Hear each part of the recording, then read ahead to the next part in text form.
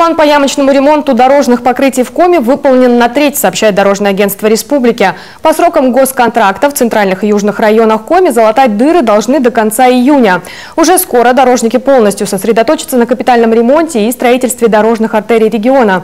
Ольга Коняева подробнее. Александр Овчинников в дорожной отрасли 36 лет. Эту дорогу от Затона до Нювчима строил еще в 80-х. Со временем покрытие стало напоминать буквально лоскутное одеяло.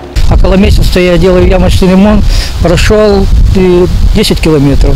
На эти 10 километров у меня ушло асфальтобетона на ямочный ремонт. Это где-то 200 тонн. И это очень много. Асфальт очень сильно рушится. Очень большие машины ездят, грузоподъемные. А строили эту дорогу в основном были МАЗы до ЗИЛки. На каждый вид ремонтных работ подрядчики дают гарантийный срок. На ямочный 2 года, карточный и капитальный 5 лет.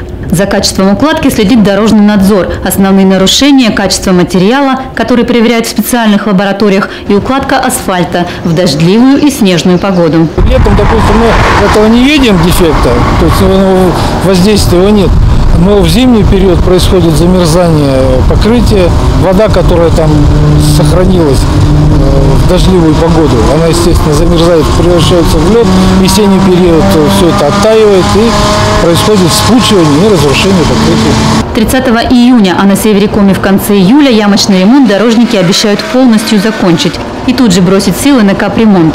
Впрочем, главные направления почти во всех районах и городах республики уже восстанавливают.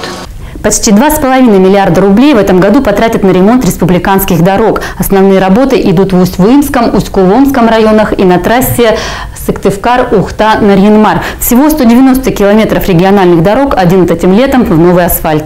В Усть-Вымском районе заменят более 30 километров дорожного полотна по направлению Вагвадино-Яринск и 10 километров Айкино-Кослан. Последние 3 года здесь шло строительство газопровода Ухта-Торжок. Большегрузы разбили покрытие, которое, к тому же, состарилось от времени. Аналогичная ситуация складывается у нас в Усть-Куломском районе. Только там не газовики, а перевозчики леса. Значит, знаете, что сегодня лес везут в объеме 50, 60, а то и 80 тонн.